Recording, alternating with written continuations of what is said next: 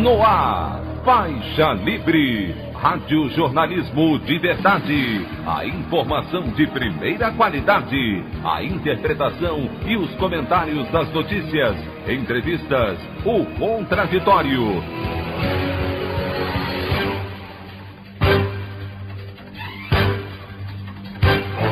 Tudo para aproximar você cada vez mais da realidade do Brasil e do mundo. Apresentação: Anderson Gomes. Senado aprova a recondução do Procurador-Geral da República, Augusto Aras, a um novo mandato à frente do Ministério Público Federal.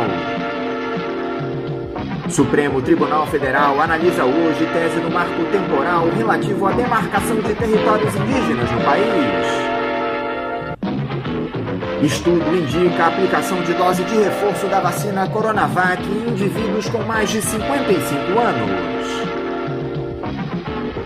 Essas e outras notícias na edição desta quarta-feira, 25 de agosto do ano de 2021, do programa Faixa Livre.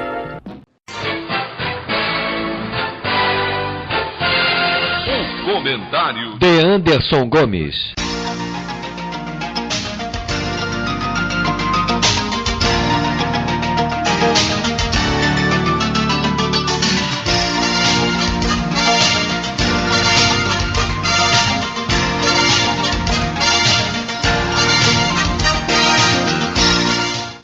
Bom dia, ouvintes. Como era esperado e para o alívio do presidente Jair Bolsonaro, o Procurador-Geral da República, Augusto Aras, foi reconduzido à chefia do Ministério Público Federal ontem, após passar por sabatina no Senado e ser aprovado pelos parlamentares em votação secreta no plenário da Casa. Em seu discurso inicial à Comissão de Constituição e Justiça da Casa, Aras tentou passar a imagem de imparcialidade na sua atuação à frente do MPF, minimizando as críticas que recebe dos seus pares. Além disso, o PGR fez questão de defender a classe política ao criticar a atuação da Operação Lava Jato e também seu antecessor no cargo, o ex-procurador Rodrigo Janot, ressaltando que, abre aspas, poderia distribuir flechadas, criminalizando a política, fecha aspas, em referência à célebre frase de Janot, enquanto tem bambu, tem flecha.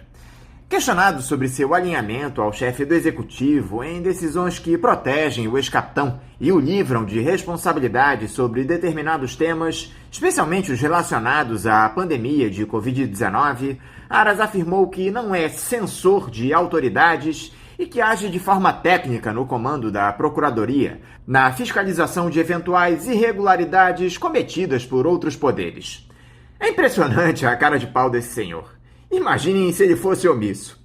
O país pegando fogo sob a ameaça de um presidente autoritário com quase 600 mil brasileiros mortos por uma pandemia, e o procurador desconsidera a influência das fake news, diz que não existe orçamento secreto no governo para favorecer sua base, fala em liberdade de expressão para justificar ameaças, avalia que não há provas científicas sobre a eficácia do uso de máscaras contra o coronavírus.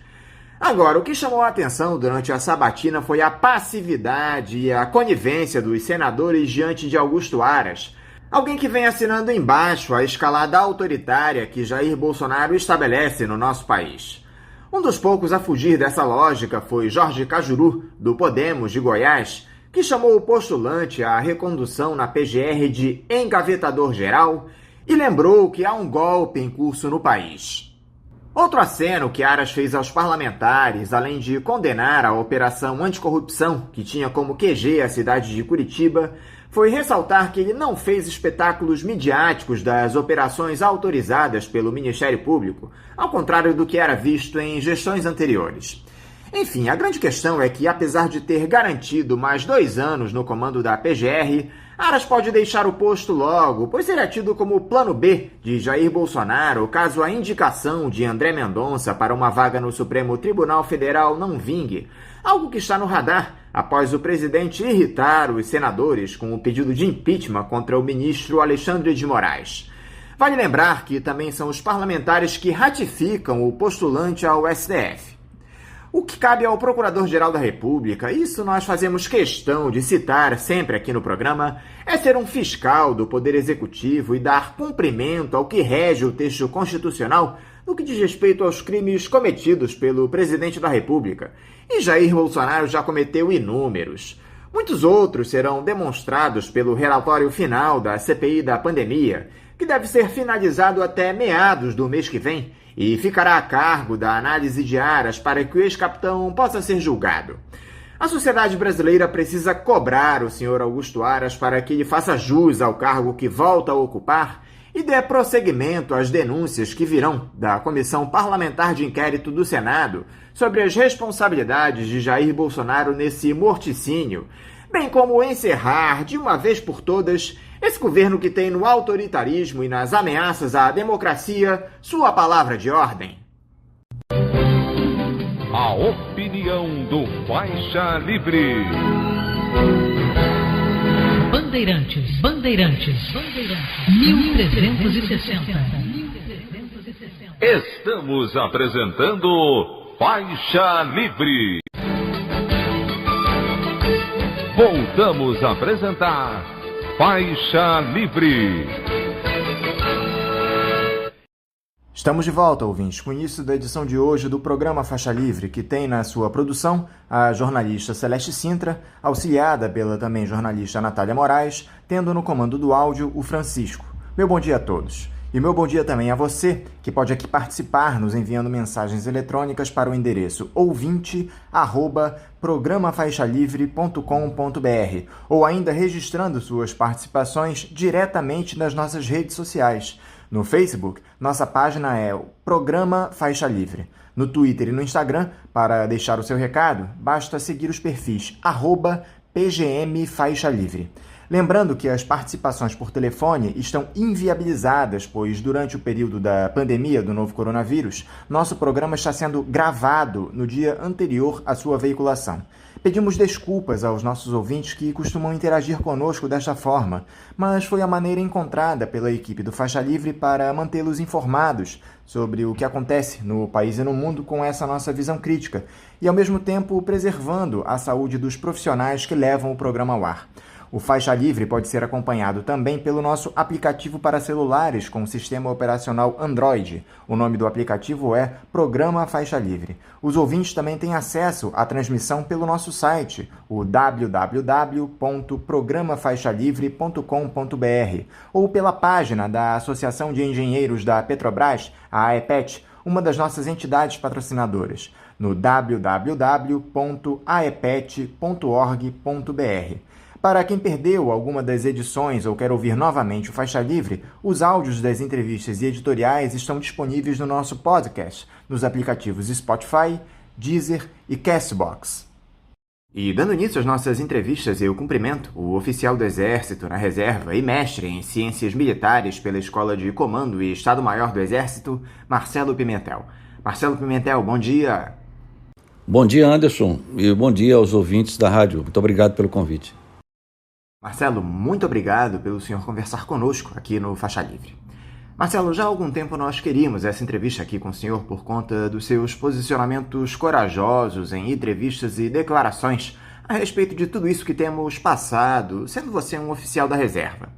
Marcelo, eu acho que é impossível, nesse momento que o país atravessa, com uma gestão de caráter autoritário e entreguista, com uma base muito consolidada de militares nos mais altos postos da República, como é essa do Jair Bolsonaro, nós desconsiderarmos a influência dos oficiais nessa retórica ameaçadora do presidente da República. Já há mais de 6 mil militares ocupando cargos no Executivo, algo nunca antes visto. As demonstrações de subserviência aos anseios golpistas do chefe do Executivo se ampliam e o caldo de tensão aumenta a cada gesto. Eu queria saber do senhor primeiro, Marcelo, como militar da reserva, como é que o senhor tem observado essa relação intrínseca entre o Jair Bolsonaro e as Forças Armadas? Era algo que o senhor já esperava antes da eleição presidencial em 2018? Opa, Anderson, a pergunta é fundamental, né? A gente observa que o senso comum das análises, às vezes se esquece de que Jair Bolsonaro é um integrante do Exército Brasileiro, né? É um oficial na inatividade, na reserva e agora atualmente reformado, né? E a sua relação é intrínseca, como você mesmo utilizou, né, com o Exército, né? Ele é da geração dos oficiais generais que comandaram o Exército na última década e atualmente exercem os principais cargos políticos e de natureza administrativa, né, presidente de estatais e em agências do seu governo, do governo do capitão Jair Bolsonaro, que é um governo militar, um governo da sua geração, né? Essa relação absolutamente ligada, ele representa, ele verbaliza o pensamento da sua geração, né? E o faz de forma muito eloquente, inclusive diária, né? Ainda que de uma forma grosseira, às vezes estúpida, né? Mas é realmente o pensamento médio da sua geração e pela força do exemplo da geração que comanda, porque os comandantes arrastam os seus subordinados por intermédio das suas posturas, também de boa parte da oficialidade, né? Eu fico com receio que, inclusive, a baixa oficialidade, a média, né, intermediária, esteja absorvendo de forma muito canalizada e imediata essas visões, né, de mundo, ideológicas, né, dessa geração que governa o Brasil e são os exemplos para as gerações de militares, né?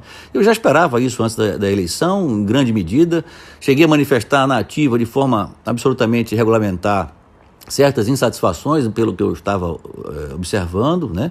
E quando fui para a reserva em janeiro de 2018, passei a fazer manifestação pública principalmente da associação, da imagem da instituição a que pertenço, com a candidatura, então, do capitão Bolsonaro, do general Mourão, mas também com diversas outras candidaturas de oficiais, de militares, para diversos cargos nos estados, né, em nível também nacional, executivos, parlamentares, majoritários, proporcionais, né, e que me causava preocupação e eu visualizava que poderia acontecer a radicalização desse processo de politização que eu já vinha observando há algum tempo. E quem é que sai ganhando nessa história toda, Marcelo? Eu te pergunto isso porque a cada dia que passa, a imagem das Forças Armadas vai ainda mais para o fundo do poço perante a nossa população, com essas notas divulgadas, em especial pelo ministro da Defesa, General Braga Neto, com a anuência dos comandantes de Exército, Marinha e Aeronáutica que ameaçam as instituições e o processo eleitoral brasileiro. Esse desfile de veículos militares no dia da discussão do voto impresso na Câmara, que mais evidenciou a precariedade dos nossos tanques do que qualquer outra coisa. O próprio Jair Bolsonaro vive humilhando generais que ocupam ministérios, como aconteceu com o Eduardo Pazuello, o próprio Luiz Eduardo Ramos, o Santos Cruz, enfim. Vale a pena esse tipo de situação vexatória que os militares estão enfrentando por essas benesses que têm conquistado na administração pública, Marcelo?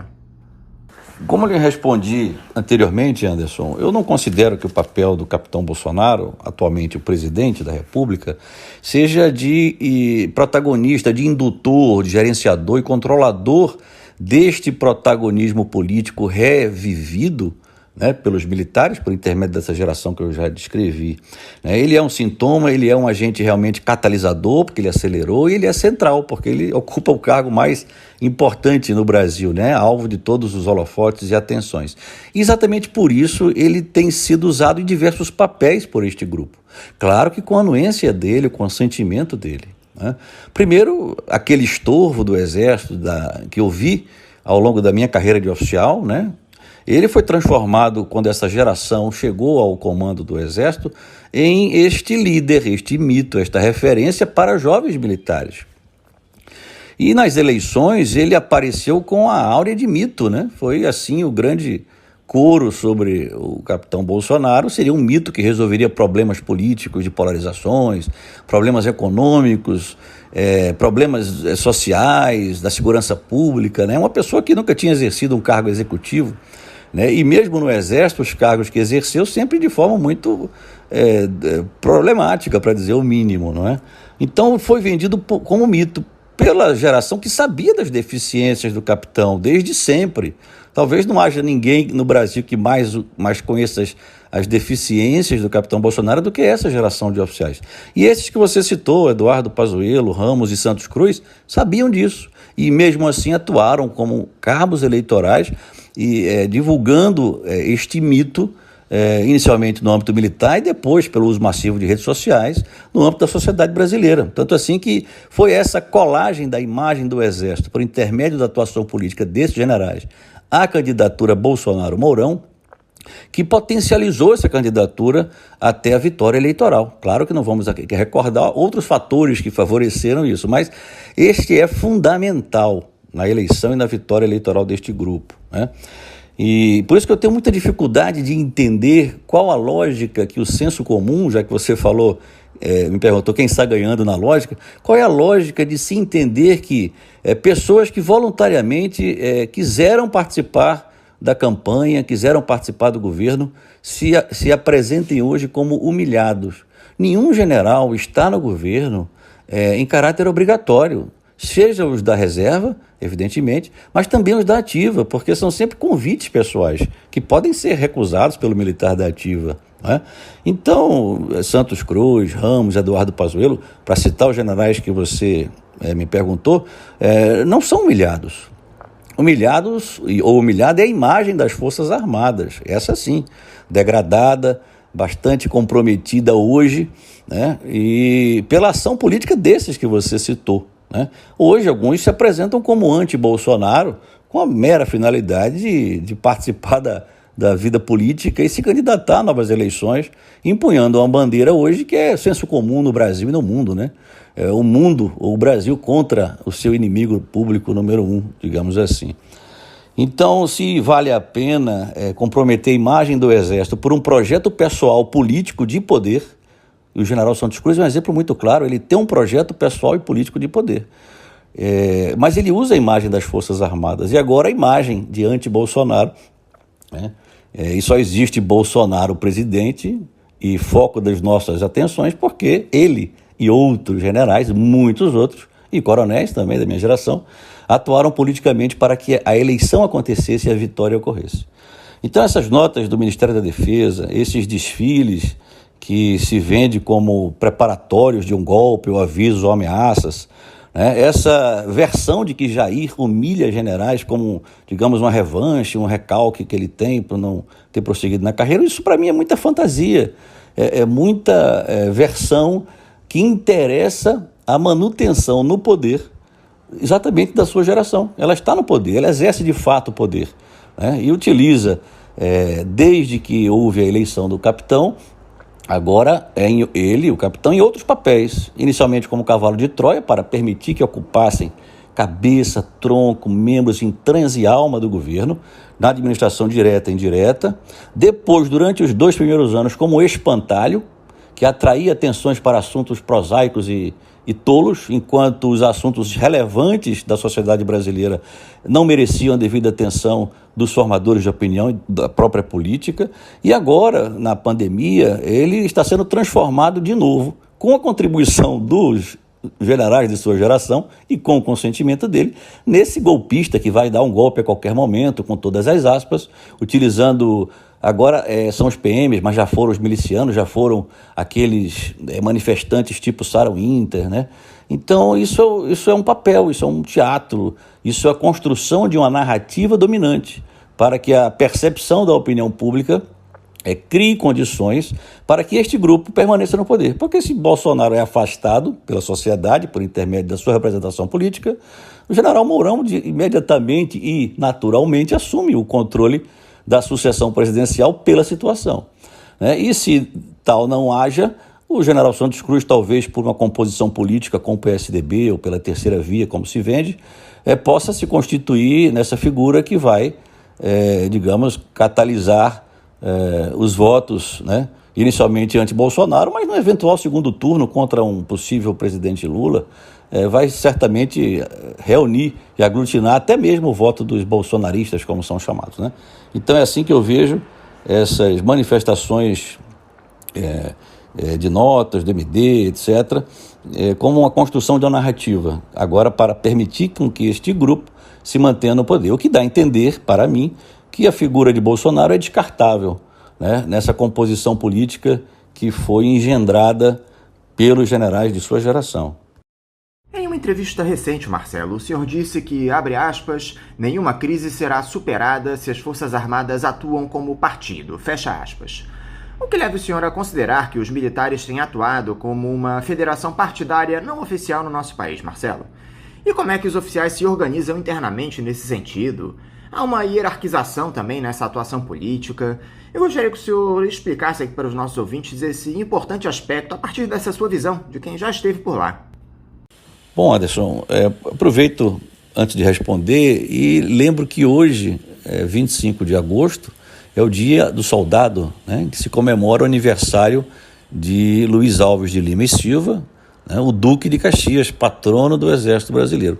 E isso me leva a imaginar, né, o que Luiz Alves de Lima e Silva, comandante do Exército, comandante das Forças Aliadas na Guerra da Tríplice Aliança, um herói militar que também foi político, chefe do Conselho de Ministros do Imperador Dom Pedro II, o que Caxias diria para os atuais comandantes, generais comandantes das Forças Armadas em relação a este protagonismo completamente anacrônico, já que se pode entender, contextualizando, a ação política de um Luiz Alves, filho de um dos regentes, né, da regência por ocasião da crise da sucessão de Dom Pedro I, né? Se pode compreender que um herói militar naquela época tivesse uma atuação política como Caxias, servindo ao imperador, né? Tanto assim que é o único duque da nova hierarquia brasileira monárquica. O que ele diria para os atuais líderes, né?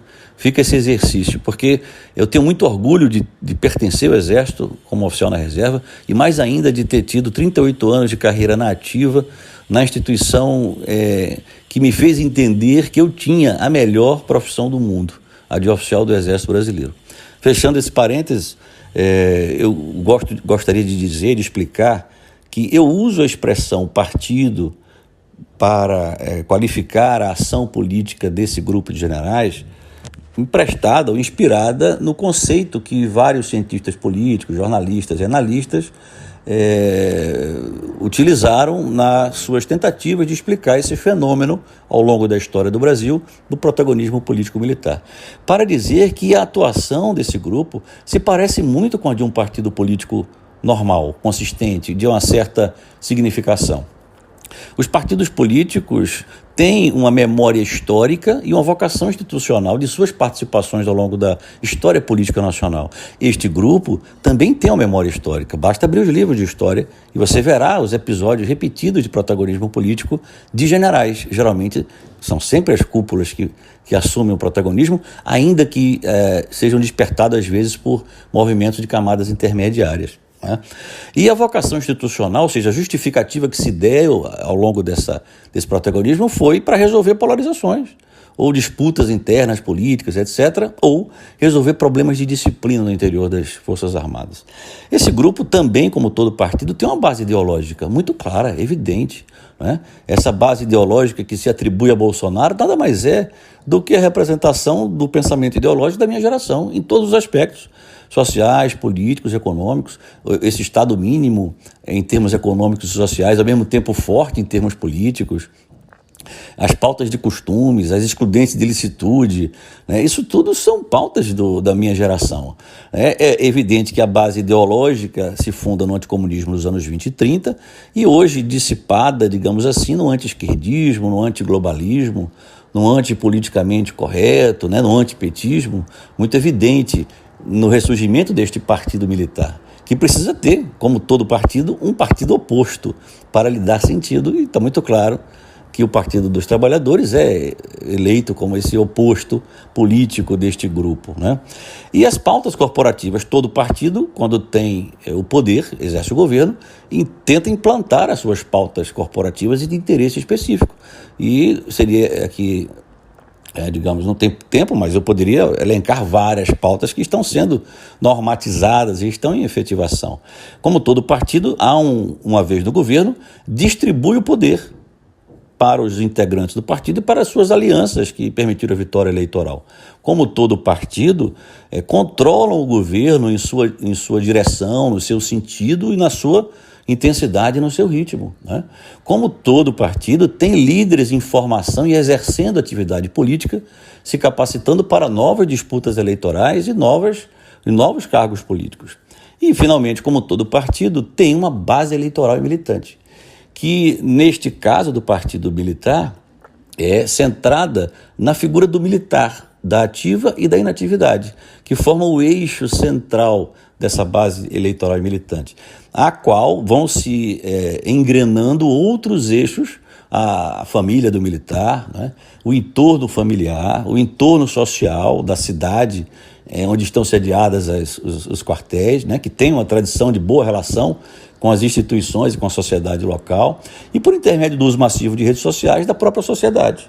De modo que a base ideológica, a memória institucional, a vocação, né, a memória histórica, a vocação institucional, as pautas e o pensamento do partido vão se disseminando por toda a sociedade, militarizando a própria sociedade e suas instituições.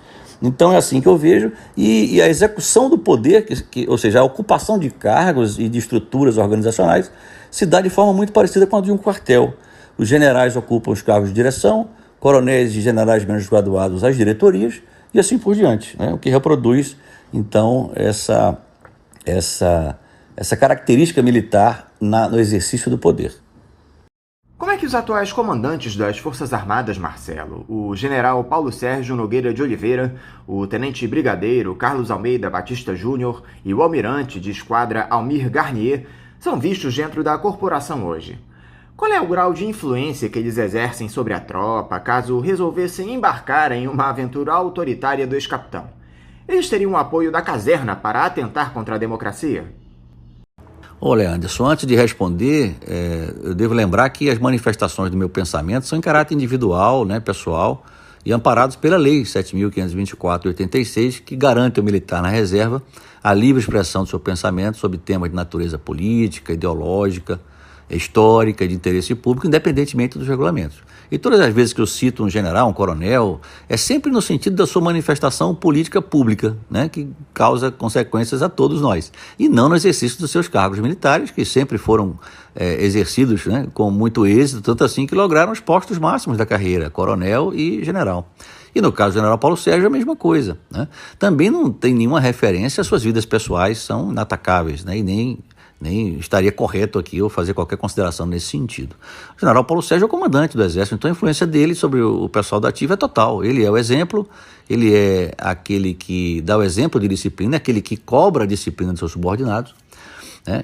E é nesse sentido que às vezes me preocupa certas, digamos assim, ações de comando no sentido, e vou dar o exemplo muito claro do general Pazuello, de não punir e ainda decretar um sigilo centenário, né, sobre um processo disciplinar que é trivial, né, que inclusive deve ser do conhecimento público, porque é a publicação da punição, né, ou da não punição que vai dizer ao militar na ativa se a conduta foi correta ou não, para que ele possa imitar ou não imitar, né? Então a decisão implica que a partir de agora qualquer militar na ativa, como o general Pazuello se manifestou pública e politicamente em apoio ao presidente, pode se manifestar pública e politicamente em desapoio ao presidente, né?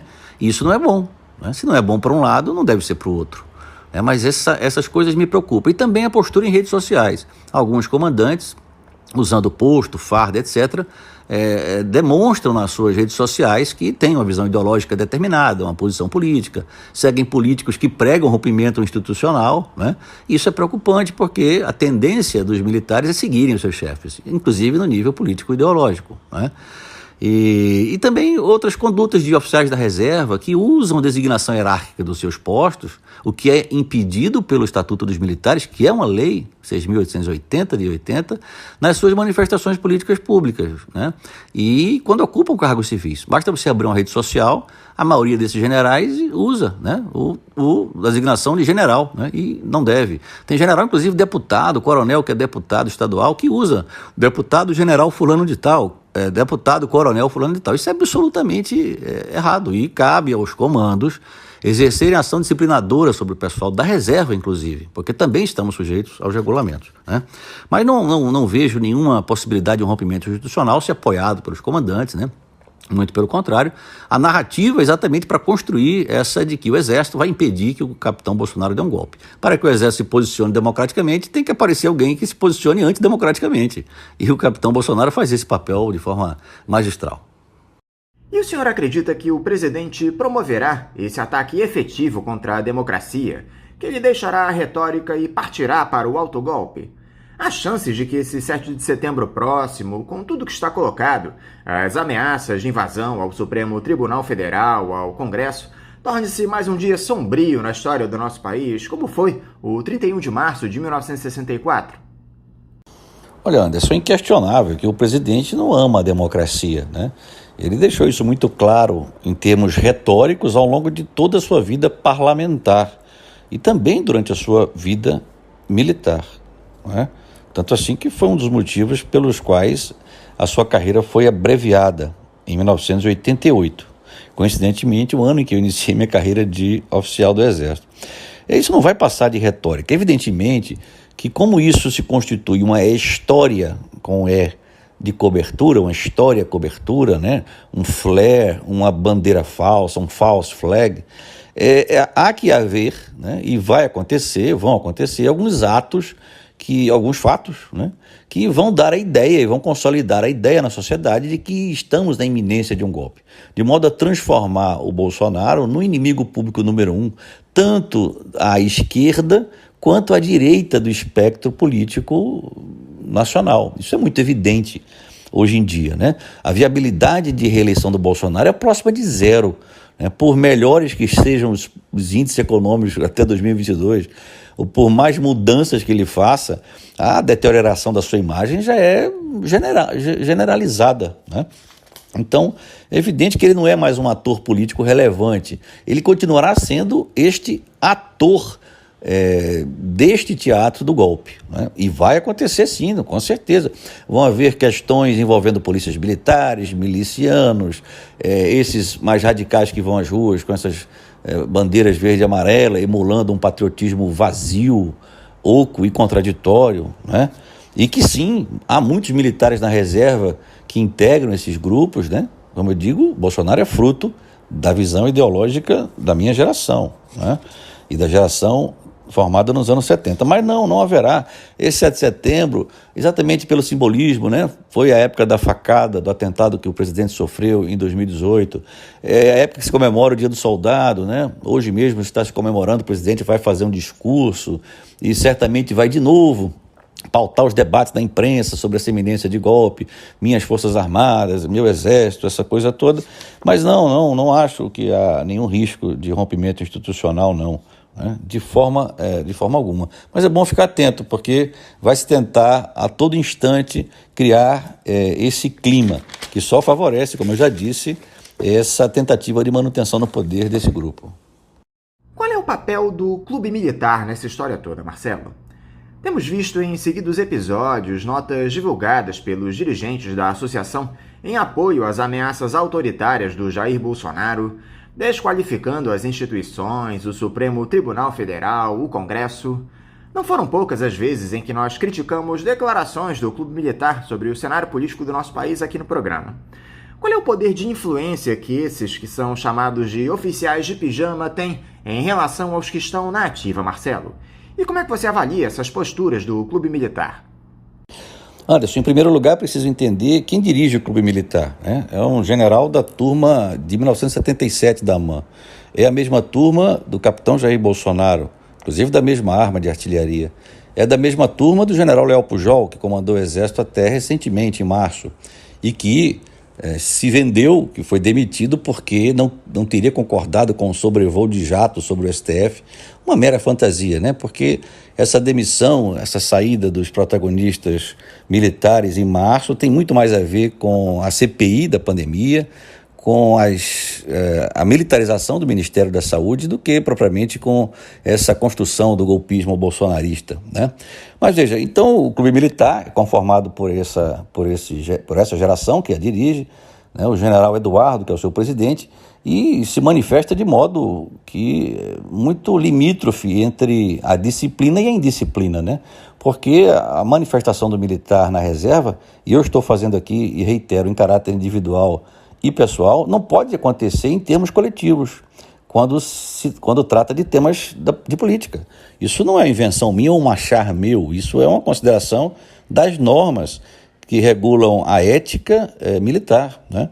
E eu me lembro muito bem que o próprio general Leal Pujol, em 2019, por aí, deu diretrizes exatamente lembrando que não poderia haver esse tipo de manifestação. Então cabe perguntar à imprensa, a ele, né, ao comando do Exército, por que permite impunemente que militares da reserva se manifestem coletivamente numa instituição que tem elos, tem ligações muito claras com o Exército Brasileiro e com as Forças Armadas.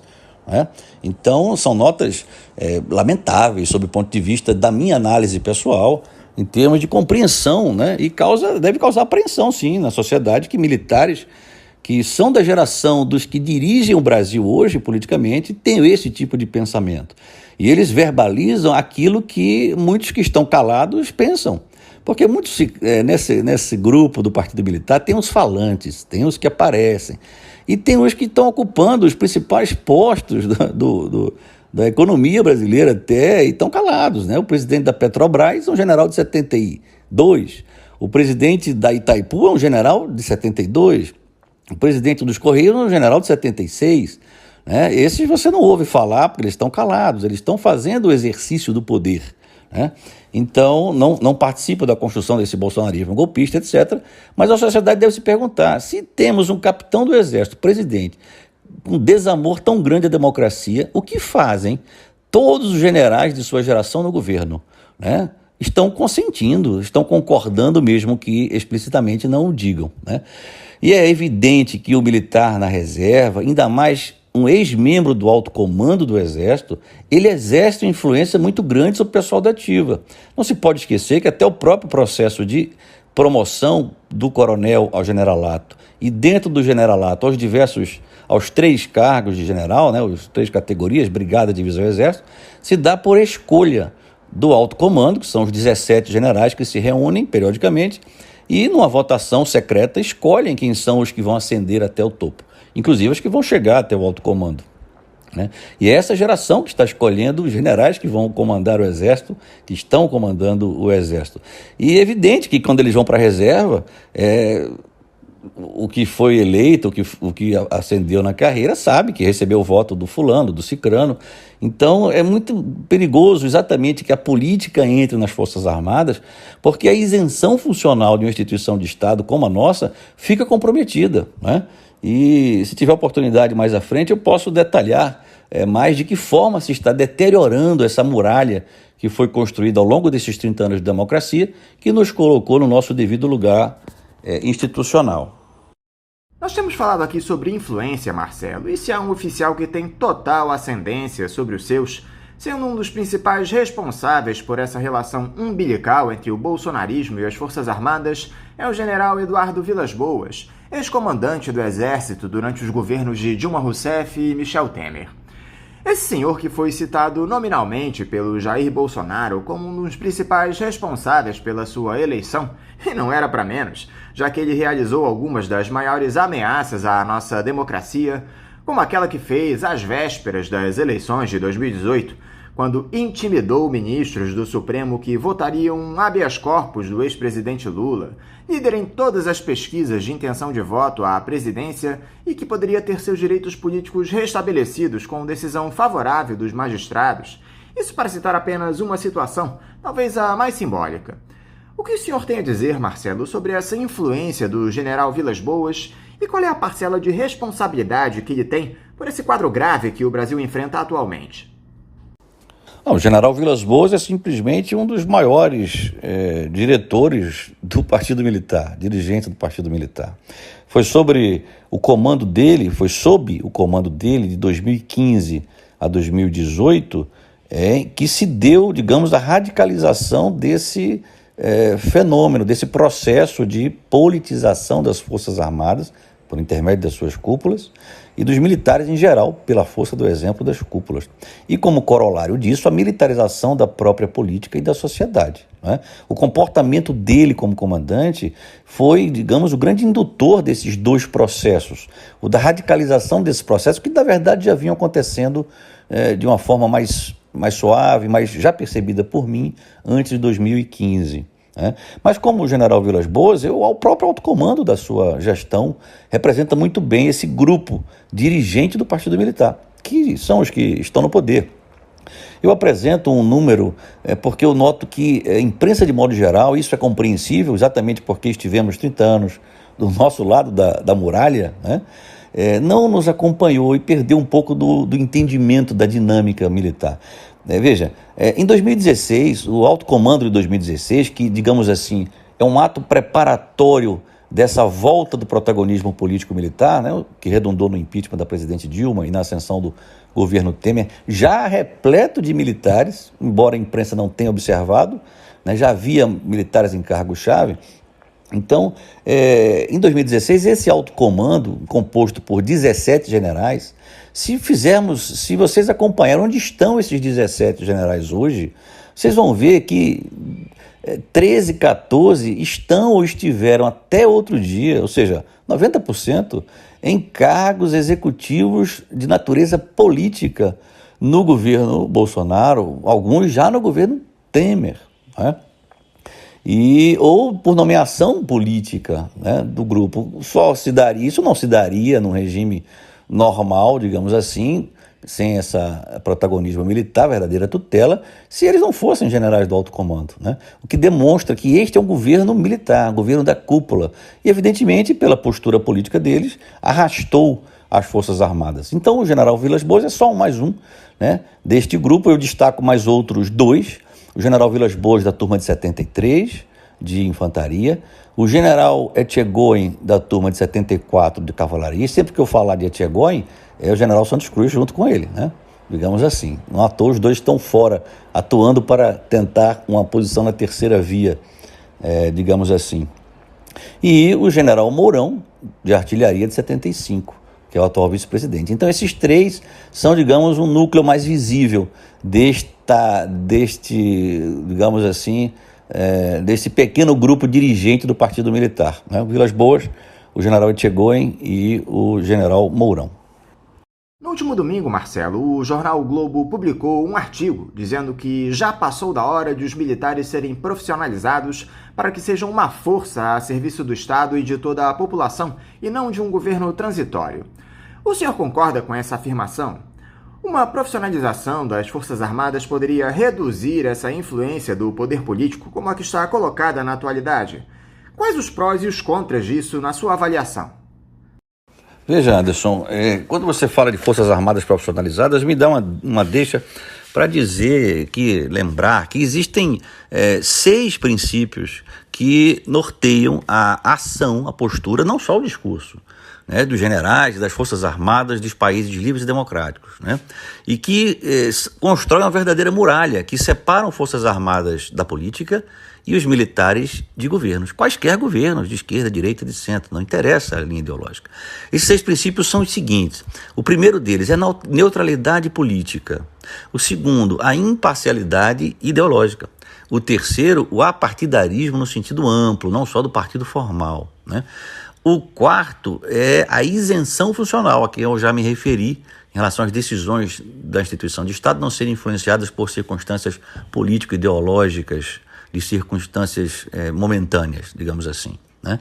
E o quinto fator é exatamente esse que você falou: o profissionalismo é essencial, né? E o último, depois eu volto ao profissionalismo, é a estrita constitucionalidade, sem interpretações esdrúxulas sobre as missões das Forças Armadas, que são muito claras: defesa da pátria, garantia dos poderes constitucionais numa situação de absoluta extremidade, com o desaparecimento dos poderes por uma ação externa, principalmente, ou por uma efeméride qualquer, relevante, imprevisível, né? E no sentido filosófico, e a garantia da lei da ordem, que está regulada por lei.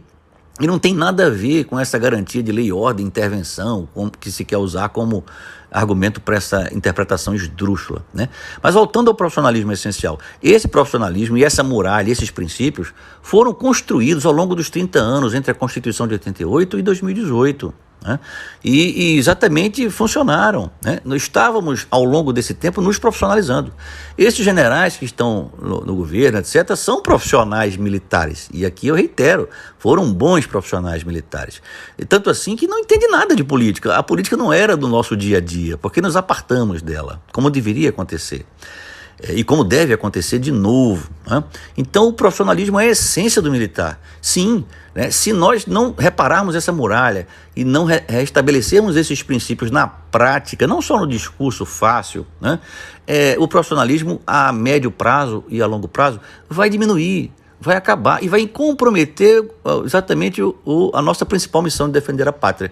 Porque se perdemos uma batalha, se perdemos uma guerra, um conflito, vai ser difícil recuperar a credibilidade, a respeitabilidade, a confiança da sociedade brasileira que adquirimos nos 30 anos e que foram indevidamente coladas à candidatura do senhor Jair Bolsonaro e do general Mourão por interesse político pessoal e corporativo desta geração de generais, né? Então é nesse sentido que eu digo que o profissionalismo é a essência do militar.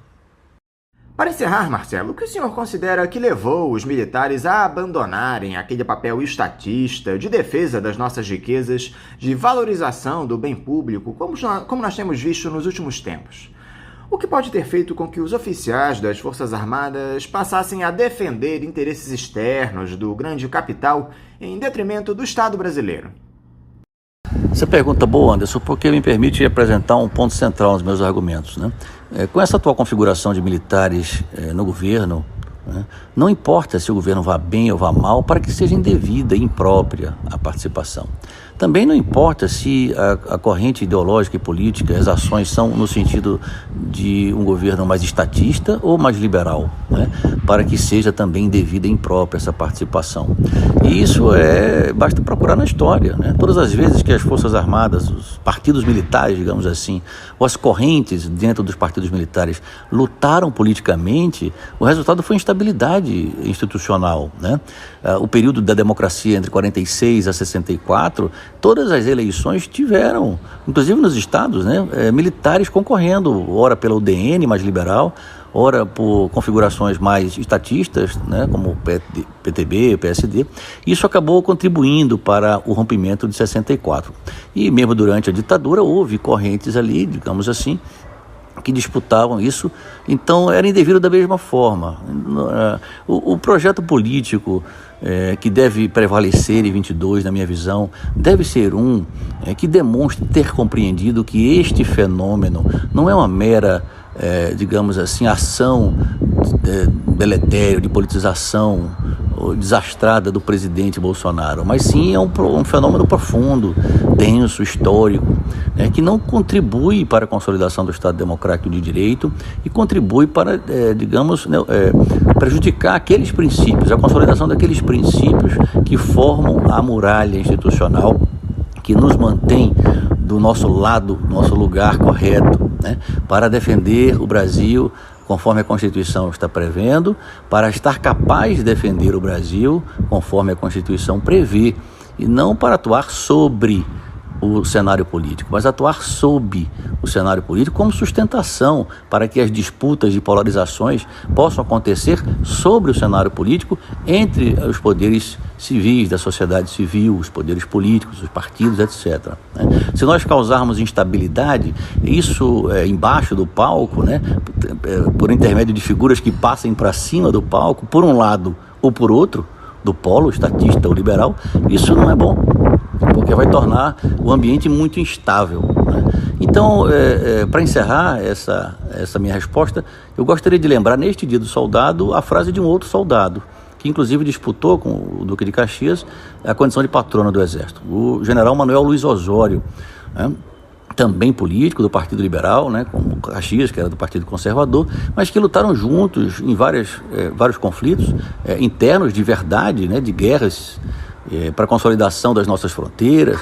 E o Osório, logo que ele liderou, que terminou a batalha do Passo da Pátria, né, iniciando a segunda fase da Guerra da Tríplice Aliança, a fase ofensiva, ele proferiu em ordem do dia uma frase que deveria servir de inspiração para as lideranças militares atuais, que é a minha geração de oficiais. Disse Osório, depois de liderar como um exemplo os seus homens na batalha: é fácil a missão de comandar homens livres, basta mostrar-lhes o caminho do dever. E o caminho do dever do militar, no século XXI, não é participar da política, não é governar o país, é defender e estar capacitado a defender a pátria, independentemente de valores religiosos, crenças políticas, ideológicas, né, de classes sociais, uma pátria que é de todos. E não se consegue isso sendo protagonista na política, sendo identificado como aderente a uma ou outra visão política e ideológica. Se consegue isso exercendo a nossa função institucional prevista na Constituição. Marcelo Pimentel, mais uma vez, muitíssimo obrigado por essa importante entrevista que o senhor nos deu aqui ao Faixa Livre. Nós continuaremos de olho em todo esse quadro e a gente espera conversar com o senhor aqui em outras ocasiões. Eu quero lhe desejar um ótimo dia de trabalho e deixar aqui o meu abraço. Anderson, mais uma vez, o meu obrigado, um bom dia aos ouvintes e até uma outra oportunidade. Conversamos aqui com o oficial do Exército na Reserva e mestre em Ciências Militares pela Escola de Comando e Estado-Maior do Exército, Marcelo Pimentel. Vamos agora ao nosso primeiro intervalo. Voltaremos já já. Voltamos a apresentar Faixa Livre. Já voltamos, ouvintes, e agora eu saúdo o vice-presidente do Instituto de Justiça Fiscal e membro do Coletivo de Auditores Fiscais para a Democracia, Dão Real. Dão Real, bom dia. Bom dia, Anderson, bom dia, Celeste, bom dia, ouvintes do Faixa Livre. É uma satisfação poder estar aqui conversando com vocês novamente. Dão, muitíssimo obrigado por você novamente dialogar conosco aqui no Faixa Livre. Não, um assunto que vinha há muito tempo na pauta do governo federal e que parece que acabou de subir no telhado, digamos assim, foi essa proposta de mudança das regras do imposto de renda, que estava incluída nas discussões da reforma tributária, algo fundamental para os anseios dos ultraliberais. O ministro da Economia, Paulo Guedes, andou dizendo na última semana que prefere não prosseguir com a reforma do que piorar o atual sistema de tributação no país, dada a falta de acordo entre o Palácio do Planalto e o Congresso. O governo chegou ao ponto de utilizar mais tempo de debate para ouvir a oposição em uma tentativa de acordo a respeito do tema. Primeiro, Dão, eu gostaria que você explicasse aqui para os nossos ouvintes as origens desse impasse que se estabeleceu. Quais interesses estão em jogo? Realmente, Anderson, a proposta do governo agora parece que ficou ameaçada, né, pela grande resistência que ela sofreu no Congresso Nacional. Mas é importante que a gente retome um pouquinho no tempo para verificar aonde que está o problema do sistema tributário brasileiro, né? A gente sabe que quando compara o nosso sistema tributário com outros sistemas tributários pelo mundo, sistemas tributários mais justos, a grande diferença é que a carga tributária que incide sobre renda no Brasil é muito pouco expressiva em relação à carga tributária que incide sobre consumo. Ou seja, de tudo que a gente arrecada de tributos, menos de 20% sai da base renda e mais de 50% sai da base consumo. É por isso que o sistema tributário ele se torna pesado ou muito mais pesado para os mais pobres do que para os mais ricos, proporcionalmente à renda de cada um, né? Por que a arrecadação sobre renda é tão insignificante ou tão baixa em relação a outros países? Por exemplo, os Estados Unidos, mais de 50% de tudo que eles arrecadam sai da base renda, né? No Brasil, nós optamos por tributar pouco a renda e ainda reduzimos muito a tributação sobre renda na década de 90. Né? Em 1995, as grandes rendas ou as altas rendas das pessoas físicas, rendas decorrentes de lucros, dividendos distribuídos, por exemplo, passaram a ser isentas. Com isto, as grandes rendas, as maiores rendas, né, saíram da base de cálculo do imposto de renda das pessoas físicas. O imposto de renda da pessoa física no Brasil representa 2,7% do PIB, em termos de volume de arrecadação. Na OCDE, nos países da OCDE, representa mais de 8,5% do PIB. Vejam, é uma diferença realmente bastante significante. A proposta do governo, ainda que ela tenha apresentado uma solução à primeira vista para este problema, porque ela propõe a volta da tributação sobre lucros e dividendos, ela também não resolveu este problema na origem de elevar a participação da tributação sobre a renda no volume total, porque ela propôs compensar este aumento de tributação sobre lucros e dividendos, 20% sobre os dividendos distribuídos, né? E compensou isso com redução da tributação sobre as empresas, sobre o lucro das empresas, o que não resolve efetivamente este problema central, que é o problema da baixa participação da tributação sobre a renda no volume total. Mas isso cai no Congresso Nacional e levanta uma enorme de uma discussão, de um debate, porque os setores mais beneficiados com a baixa tributação sobre a renda, né, os setores mais ricos da sociedade, né, os setores mais sei lá, os mais poderosos, né, representantes das grandes riquezas, se mobilizaram e foram efetivos no sentido de barrar, né, o avanço dessa proposta, ou de condicionar o avanço dessas propostas, desta proposta especificamente, que é a de tributar lucros e dividendos distribuídos, de condicionar este aumento de arrecadação sobre lucros e dividendos distribuídos com uma redução muito expressiva da tributação sobre as empresas.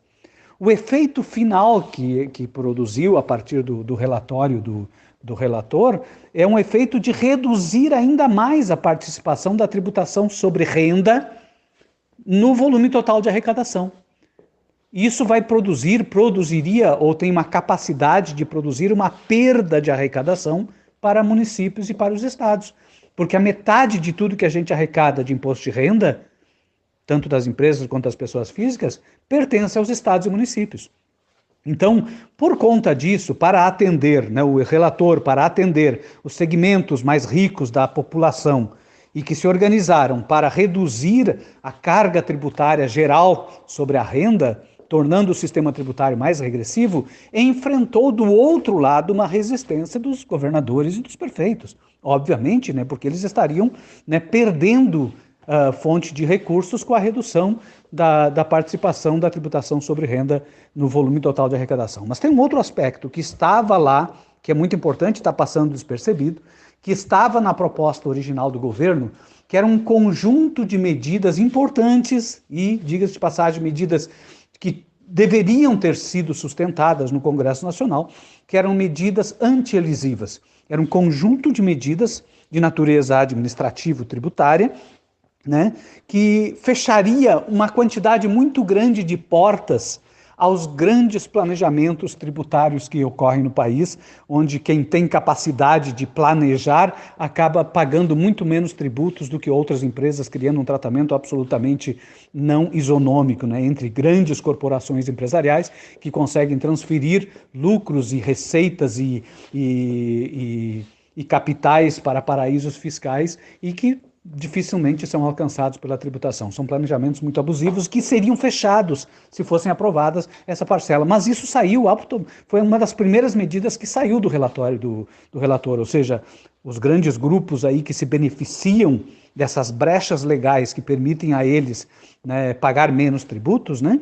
Esses grupos se mobilizaram de forma muito eficiente e acabaram retirando do relatório essa parte que talvez fosse a parte efetivamente positiva do projeto apresentado pelo governo. A grande questão, Dão, como você bem colocou, é que além dessa grita geral de estados e municípios, com as perdas que a reforma vai provocar aos cofres dos entes federados, quem também exerce uma pressão enorme por mudanças no texto é o grande empresariado, na tentativa de que se retire a previsão de cobrança de tributos sobre dividendos, algo que traz arrepios a essa turma. Na sua opinião, quem é que vence essa queda de braço inusitada, Dão? Já que governo e empresariado vinham se entendendo muito bem até aqui. Ou só governadores e prefeitos interessam ao governo nessa questão?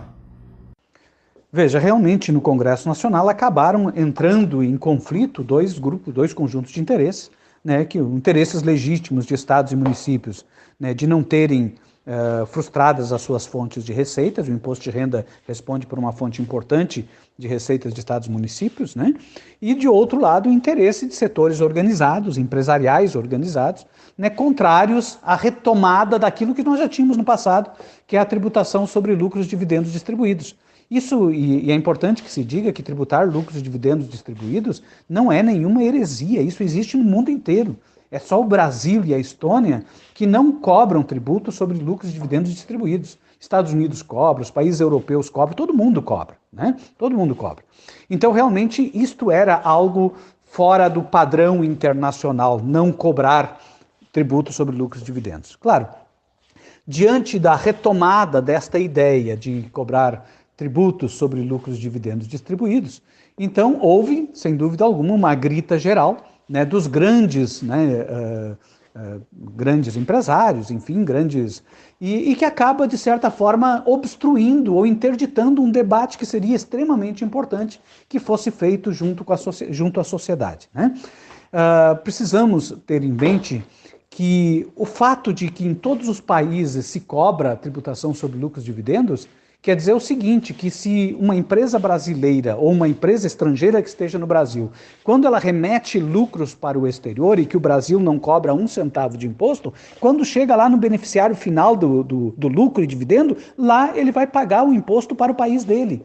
Então, de fato, o Brasil abdica de cobrar, né, tributos ou uma parte do tributo sobre lucro e dividendo que está sendo pago no exterior. Ou seja, não há nenhum, de certa forma, ganho para esses beneficiários de multinacionais, por exemplo, não tributar no Brasil. É só uma questão de escolher onde vai tributar, porque não existe dupla tributação. Aquilo que paga de imposto no Brasil, quando chega lá no país destinatário do benefício, vai pagar a diferença, né? Se já pagou mais no Brasil, não paga lá. Ou seja, esse lucro e dividendo distribuído acaba pagando tributo quando ele vai para o exterior. O que estava sendo proposto aqui é que se cobrasse no Brasil, assim como se cobra em qualquer outro lugar do mundo. Mas há uma resistência muito grande também de setores de classe média alta da sociedade em função da pejotização, profissionais liberais, escritórios de advocacia, médicos, enfim, diante desta brecha que a legislação permitiu, em 1995, de não cobrar tributo sobre lucros e dividendos distribuídos, a maioria dos profissionais acabaram se transformando em pessoas jurídicas, ou seja, acabaram recebendo o seu rendimento de trabalho como se fosse lucro distribuído. Portanto, esses setores também se organizaram para pressionar contra essa proposta que estava sendo apresentada e que poderia, sim, produzir um avanço em termos de sistema tributário. Mas, de fato, o que deveríamos estar buscando era uma medida que realmente ampliasse o volume de arrecadação do imposto de renda, de forma geral, no volume total, incluindo as rendas do capital na mesma base de tributação das rendas do trabalho, e com esta medida, que daria um fôlego na arrecadação total, a gente poderia promover uma redução bastante substancial e importante na tributação sobre o consumo, que essa é a verdadeira tributação negativa, que é a tributação que afeta a produção, que dificulta a atividade produtiva, mas que afeta muito mais e onera muito mais os mais pobres do que onera os mais ricos. E qual é o papel do Congresso nessa discussão, Dão? Parece que o presidente da Câmara, Arthur Lira, ficou bastante irritado com essa possibilidade de o governo desistir de debater as mudanças nas regras do imposto de renda. Aliás, o deputado já tentou levar o projeto de lei apresentado pelo governo ao plenário por 3 vezes, mas a deliberação foi adiada por falta de acordo. Não dá pra gente esquecer, Dão, que os parlamentares têm exercido uma influência enorme nessa gestão do senhor Jair Bolsonaro, ou seja, não convém ao presidente da República arrumar briga com essa turma. Pois é, veja bem. Quando a proposta entra no Congresso Nacional, ela entra assim com uma carga negativa muito forte no sentido de ser potencialmente atrativa de resistências. A primeira grande resistência que ela atrairia seria daqueles setores que resistiriam contra a tributação dos lucros e dividendos. Interessante que essa resistência ela se reverte rapidamente quando o projeto anda no sentido de reduzir ainda mais a tributação das pessoas jurídicas, das empresas. A proposta do governo era reduzir a tributação das empresas de 15%, que é a alíquota básica, para 12% e depois baixaria para 10%, e a proposta que está sendo discutida agora na sua versão final baixa para 2,5%, ou seja, uma redução muito substancial. Portanto, a proposta acabou sendo atrativa para os setores econômicos, aqueles mesmos setores que num primeiro momento se manifestaram contra a tributação dos lucros e dividendos distribuídos. Ou seja, o Congresso também se mobiliza em relação a esses grupos de poder, a esses grupos que fazem pressão. Porque na carga geral, se efetivamente se concretiza o que está se propondo de reduzir de 15% para 2,5% a alíquota do imposto de renda, realmente vai haver uma queda muito grande de arrecadação do imposto de renda, uma redução muito grande de carga tributária sobre o lucro das empresas. né? E isso passou a ser um atrativo expressivo, né? E só não avançou porque efetivamente os governadores e os prefeitos se mobilizaram, né? Ou seja, foi nessa mobilização de governadores e prefeitos que o projeto passou a ficar inviabilizado nesse primeiro momento. Então o Congresso Nacional responde muito facilmente a essa demanda do setor econômico, né? E efetivamente se sente contrariado quando governadores e prefeitos, né, se manifestam contra uma proposta que pode comprometer, né, os recursos necessários para as políticas públicas. Sabe o que me chama a atenção, Dão? É que mesmo com esse debate em torno da alteração do imposto de renda ameaçado, o Paulo Guedes faz questão de colocar na rua uma campanha criada pela empresa Arteplan para convencer a população dos benefícios dessa reforma do IR. E o governo atendeu aos apelos do Posto Ipiranga do Jair Bolsonaro. Por que toda essa insistência do Paulo Guedes, Dão? Essa empresa tem alguma relação com o ministro da Economia? Você sabe de alguma coisa a esse respeito? Pois é, Anderson. De fato eu não sei se tem alguma relação ou não, mas essa mesma empresa foi a empresa que trabalhou durante a campanha pela reforma da Previdência, né, logo no início do governo, e que tentava convencer a população de que a reforma da Previdência era uma coisa boa, né, para os trabalhadores, para todo mundo, e quando todos nós sabíamos e sabemos que a reforma da Previdência, o objetivo principal dela, né, era de transferir, né, essa fatia, né, de recursos que hoje é administrado pelo setor público, transferir para o setor privado, né, para o setor financeiro. Bom, o governo ele não tem resistido às investidas do Congresso Nacional, as investidas que ocorrem no Congresso Nacional, contra a essência das propostas que ele apresenta, né? Ou seja, existem uma das investidas foi contra aquelas medidas antielisivas. Aquelas medidas foram simplesmente retiradas do texto, né? E não há nenhuma resistência por parte do governo quanto a isso. A redução da tributação sobre renda das empresas, ela se ampliou demais, ou seja, de 15% para 2,5%, praticamente anula a tributação sobre renda, ou reduz bastante a tributação sobre a renda das pessoas jurídicas, com um risco de redução de arrecadação muito grande. E o governo também parece não estar tão preocupado com isto. E a insistência hoje, né, ainda que de iniciar uma campanha publicitária em cima do tema, me parece que é uma tentativa de fazer andar um projeto, e não recuperar o projeto original, mas andar um projeto da forma como ele está, que certamente o projeto da forma como está hoje, ele é muito negativo, porque ele aumenta a regressividade do sistema tributário na medida que reduz a participação da tributação sobre a renda, ele prejudica estados e municípios, torna o sistema tributário mais regressivo, como eu já falei, e não resolve os problemas históricos da tributação de forma geral. Ou seja, fazer andar desta forma tem endereço certo, né? Vai beneficiar um conjunto muito pequeno de contribuintes, os grandes contribuintes ou os grandes beneficiários de lucros e dividendos, que de um lado passam a tributar lucros e dividendos que recebem, de outro reduz a tributação na origem do lucro e dividendo, que é lá no lucro das empresas, né? Então, realmente, na carga total de quem recebe lucro e dividendo acaba se reduzindo. Então, acabou sendo um atrativo e eu acho que por conta disso, né, que talvez ocorra uma insistência, né, para que o projeto ande, ainda que contra, né, o interesse de estados e municípios. Afinal de contas, Dão, a pergunta principal que fica é a seguinte: essa mudança nas regras do imposto de renda é mais benéfica ou prejudicial aos brasileiros? Quem mais leva vantagem com essa reforma, Dão? Bom, se a gente pensar na proposta original que o governo apresentou, ainda que com todos os seus defeitos, né, que poderiam ser modificados para melhor no Congresso Nacional, a gente pode dizer que aquela proposta ela era muito melhor do que a proposta que está sendo discutida hoje a partir do relatório que foi apresentado, né? Mas era uma proposta que beneficiaria os trabalhadores de forma geral. Havia sim um benefício no momento que aumentava o limite de isenção do imposto de renda. Ali, aquela correção ainda que seja uma correção modesta, né, para 2.500 o limite de isenção, beneficiaria sim um conjunto grande de trabalhadores com rendas mais baixas, não há dúvida quanto a isso.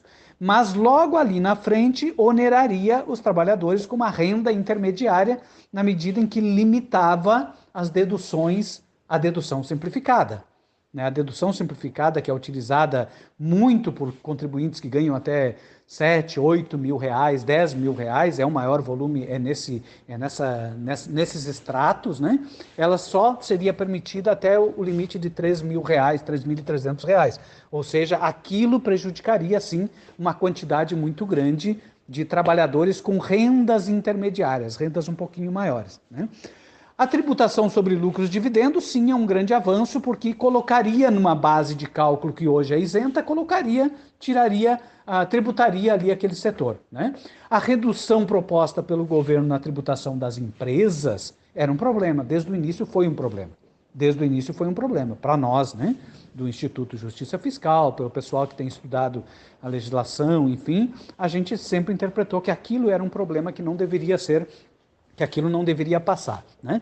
E a outra questão, que é as medidas antilesivas, sim, beneficiaria um grande conjunto de empresas na medida em que fecharia as portas para um conjunto de empresas que conseguem fazer grandes planejamentos tributários e planejamentos tributários abusivos. Bom, a proposta original tinha algumas vantagens importantes que poderiam ser consideradas assim como benéficas de forma geral para a sociedade. A proposta que está sendo discutida hoje, que já eliminou as medidas antilisivas e que já propôs uma redução muito grande da tributação sobre as PJs, sobre as empresas, e que propõe, inclusive, o próprio ministro Paulo Guedes aventou a possibilidade, propõe inclusive elevar o limite de isenção de 20 mil dos lucros e dividendos para um valor ainda superior a isso, né? Essa proposta, sim, ela não beneficia de forma geral a população, é uma proposta que beneficia muito mais, né, alguns setores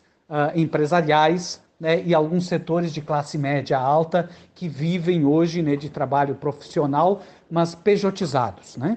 Ou seja, são os profissionais liberais, enfim, que se organizam e que acabam sendo, não é à toa, por exemplo, a resistência da OAB contra a proposta do governo, né? Está ali defendendo os interesses, né, corporativos, enfim, de não serem tributados como qualquer outro trabalhador, né? Mais ou menos é isso que a gente pode deduzir. Então, de um modo geral, eu diria o seguinte: a proposta como está hoje, na minha opinião, não deveria ser aprovada. A proposta como foi apresentada pelo governo, com alguns aperfeiçoamentos, eu acho que poderia sim ser aprovada, poderia ser trabalhada, poderia ser, né, discutida. Mas hoje eu acho que as perdas são maiores do que os ganhos. E a principal perda que eu vejo hoje é a perda de recursos para estados e municípios, que isso realmente, né, sobretudo nas carências de recursos durante uma pandemia, é muito relevante, né? Eu acho que nenhuma medida poderia avançar se não oferecesse a previsão, né, de que os estados e municípios não perdessem recursos. Essa reforma administrativa é que segue a todo vapor lá no Congresso, atualmente na Comissão Especial da Câmara. Você ainda acredita ser possível os servidores públicos evitarem que essa PEC 32 seja aprovada até o fim do ano, como deseja o governo? A força do funcionalismo para barrar essa proposta, Adão? Olha, Anderson, eu espero que haja, né? Eu espero que os servidores públicos, não apenas os servidores públicos, a proposta da reforma administrativa, ela não afeta tanto assim o serviço público, ele afeta a sociedade, né? É muito importante que se diga que a reforma administrativa, ela é mais contra a sociedade do que contra o serviço público, contra o servidor público. Por que isso, né? Porque ela abre um caminho para um outro modelo de administração pública, um modelo vinculado a uma ideia de Estado mínimo, a uma ideia de redução da participação do Estado na prestação dos serviços públicos. Ela abre as brechas para a privatização dos serviços públicos. Na origem, a reforma administrativa trazia um princípio, que era o tal do princípio da subsidiariedade. A reforma administrativa, subsidiariedade, quer dizer o seguinte: o serviço público ele não vai atuar de forma essencial, né, para oferecer à população os direitos, os serviços públicos e as políticas públicas em relação aos quais a população tem o direito de receber, né? Não, o serviço público passa a ser subsidiário ao mercado, subsidiário à atividade privada. Então, isso é muito grave, isso é muito sério, isto abre caminho para a privatização das políticas públicas. Não é a privatização do patrimônio público, é das políticas públicas. Que políticas públicas são essas? Saúde, educação, assistência, ou seja, tudo aquilo, a própria segurança, fiscalização, quer dizer, tudo isso que são serviços considerados hoje serviços públicos essenciais, passa a ser possível que esses serviços sejam executados a partir de terceirizações, a partir de privatizações, a partir de entrega ao setor privado, e o serviço público passa a ser apenas subsidiário. Isso está na proposta. Vejam que a proposta é absolutamente fora de contexto, né? A pretexto de corrigir eventuais privilégios, né? Que é essa a propaganda que se faz, e de fato tem algumas questões, distorções que precisam ser corrigidas, né? Por exemplo, valores recebidos além do teto, né? Nós temos ainda isso que precisa ser corrigido, né? Várias coisas precisam ser corrigidas. Então, a pretexto de corrigir privilégios, como se todo o serviço público, o servidor público fosse um privilegiado, o que está se fazendo efetivamente é destruindo a estrutura ou propondo uma destruição de uma estrutura de prestação de serviços à sociedade. Logo, não é o servidor o principal prejudicado. Embora seja o prejudicado direto, não é o servidor público o que mais vai sofrer perdas. Quem mais vai sofrer perdas é a sociedade, de forma geral, porque ela não vai ter do lado do Estado, né, uma estrutura de prestação de serviços adequada às necessidades e às demandas da própria população. Imaginem se essa reforma administrativa tivesse sido feita antes da pandemia. Antes da pandemia, vamos imaginar como seria o SUS, né? Se a reforma administrativa já tivesse sido feita, vamos imaginar, há uns 10 anos atrás, e a maioria dos servidores públicos já tivesse sido contratados de forma temporária, né? E os postos de saúde tivessem sido entregues a empresas privadas para administrar, né? A maioria dos trabalhadores eram precarizados. Se isso tivesse acontecido há uns 10 anos atrás, e essa fosse a realidade que nos tivesse pegado durante a pandemia, imagina como seria o tratamento do SUS, as vacinações, né, os atendimentos nos hospitais, realmente seria uma tragédia. Portanto, a reforma administrativa é uma ameaça não ao servidor público, né, mas uma ameaça à prestação do serviço público. E isso deve ser motivo suficiente para que a população se mobilize contra, para que a população se alerte contra, né, para os riscos que significa aprovar essa PEC 32. O estranho é a pressa, né? Do meio de uma pandemia, quanto mais a gente reconhece, a população reconhece a importância do Estado, das estruturas do Estado, do serviço público, da atuação dos servidores públicos, quanto mais isto é reconhecido pelas pessoas, exatamente neste momento que se apressa uma reforma que desmonta essa estrutura, né? Que desmonta ou que promete desmontar essa estrutura tão importante, né, para salvar vidas, para proteger as pessoas, para prestar serviços né, de educação, de saúde, de previdência, de assistência, enfim, tudo que a gente conhece aí de serviços públicos que estão à nossa volta. E como é que você tem observado todo esse intrincado quadro político que o país tem atravessado, Dão? Com o presidente da República ameaçando a democracia dia após dia, atacando as instituições e o processo eleitoral, insuflando seus apoiadores em uma tentativa de estabelecer um regime autoritário no Brasil, retomando o que nós tivemos durante a ditadura civil-militar, que por longos 21 anos caçou todas as nossas liberdades. Te preocupa esse cenário ou você é daqueles que acham que é tudo blefe do Jair Bolsonaro?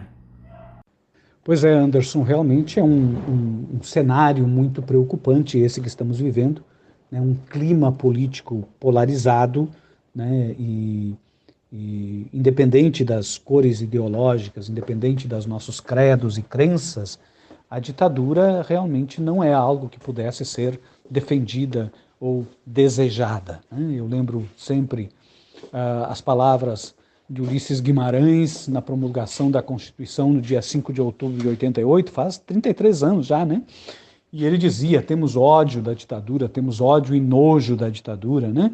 Ditadura nunca mais, dizia ele, bradando os braços, né? Ou seja, é importante que a gente tenha claro, né, a importância do resgate democrático da Constituição de 88. Eu sou um defensor da democracia e sou um defensor da Constituição, né? Sou um defensor dos princípios constitucionais, daquilo que a Constituição nos trouxe em termos de respeito às liberdades, de respeito à diversidade, né? De respeito à construção de um país ou de uma proposta de construção de um país mais justo e solidário. Eu acho que o principal fenômeno desses momentos que estamos vivendo hoje, e que talvez não seja de hoje especificamente, mas talvez de uns 4, 5 anos atrás, que é o crescimento da banalização de coisas que até pouco tempo atrás eram coisas que não se dizia, eram coisas que não se cogitava, né? Ou seja, alguém ameaçar a democracia, ameaçar fechar Congresso, ameaçar fechar o Supremo Tribunal Federal, quer dizer, eram coisas que não eram consideradas dentro de uma normalidade, né? E hoje parece que está se tornando normal, né? Se banalizou isto, e isso é muito perigoso. Isso é muito perigoso, porque quando a gente passa a banalizar determinadas coisas, começa também, de certa forma, a aceitar aquelas coisas, né? Então é importante que a gente não naturalize isso, é importante que a gente esteja atento. Sim, eu acho que é preocupante, né? Eu não sou daqueles que entende isso como algo que não precisa se preocupar. Não, eu acho que é preocupante, sim. Os direitos sociais são invenções dos homens, a democracia também é uma invenção dos homens, né? É uma invenção, não é nada natural, é algo que foi construído, e construído com muito esforço, com muita luta, né? Muita gente morreu para construir, né, um sistema democrático, né? Então, isso tudo que é inventado pelas pessoas, pela sociedade, pelos homens, pode também ser perfeitamente desinventado, ou ser inventado de outra forma. Por isso, é importante, sim, que a sociedade esteja atenta, né, para defender a democracia, para defender a Constituição. Vejam que no tema que a gente trata, né, que é o tema tributário, se a gente pudesse cumprir efetivamente os princípios constitucionais na tributação, nós faríamos uma enorme revolução no país, né? Cumprir a Constituição é revolucionário. Nós não conseguimos implementar no sistema tributário brasileiro aquilo que a Constituição em 88 determinava. Então é importante que a gente perceba que a Constituição foi um grande avanço, foi uma grande conquista da sociedade brasileira e que precisa ser defendida pela sociedade brasileira. Para encerrar, Dão, o sucessor do Jair Bolsonaro será capaz de dar conta de todos esses retrocessos que estão postos nos direitos trabalhistas, nas privatizações das nossas estatais, a entrega do Estado Nacional, no que diz respeito à ampliação da concentração de renda. Um próximo presidente eleito em 2022 teria condições e independência para romper com essa lógica do ultraliberalismo que há décadas se estabeleceu por aqui, Dão? Sim, Anderson, eu acredito que sim. Eu acho que tu tens razão, né? Houve muitos retrocessos, a gente teve perdas históricas, perdas de conquistas que historicamente foram obtidas e que rapidamente, né, se perdem por um processo de esvaziamento do papel do Estado, né, de uma concepção de Estado mínimo, que, diga-se de passagem, não é o Estado que está lá na Constituição Federal, né, ou seja, o esvaziamento da capacidade do Estado, a privatização de políticas públicas, privatização de empresas, de patrimônio público, né, a relativização da proteção ao trabalhador, né, a ideia, por exemplo, a reforma trabalhista, que a pretexto de, né, reduzir o desemprego, só fez precarizar as relações de trabalho, né? Nós temos milhões de pessoas hoje trabalhando informais, né, sem nenhum direito, e isso vai se aprofundando, quer dizer, há um retrocesso muito grande em relação a coisas que significavam conquistas importantes dos trabalhadores da sociedade brasileira. conquistas em termos de direitos, né? Conquistas em termos de direito à universalização da saúde, da educação, coisas importantes, né? Que foram conquistas históricas do povo brasileiro e que, de certa forma, estão sendo ameaçadas ou até perdidas. Um novo presidente resolveria todos esses problemas? Eu diria o seguinte, eu acho que sim, se a gente consegue construir uma correlação de forças suficientes, uma representação parlamentar, né, voltada também a esta finalidade, tudo aquilo que se destrói se constrói, né? O inverso também é verdadeiro, tudo que se constrói rapidamente se destrói, ou seja, é possível sim recuperar, né, perdas, é possível retomar o processo histórico que foi interrompido em 2016. Veja, eu digo 2016 por causa do congelamento dos gastos. De 88 até 2016, nós vivemos um processo histórico que, embora não completo, porque ele não atingiu a todos os fatores relevantes, mas era um processo histórico de construção de um estado de bem-estar. Era um processo histórico onde se ampliou ano a ano as políticas, onde se ampliaram ano a ano as políticas públicas, né? Com saúde, com educação, com previdência social, com assistência, ou seja, havia um crescimento gradativo de gastos públicos voltados ao bem-estar, ao bem comum, voltados a melhorar a qualidade de vida das pessoas. Isso é inequívoco, a gente vê nos gráficos e vê em todas as pesquisas e estatísticas relacionadas com políticas sociais.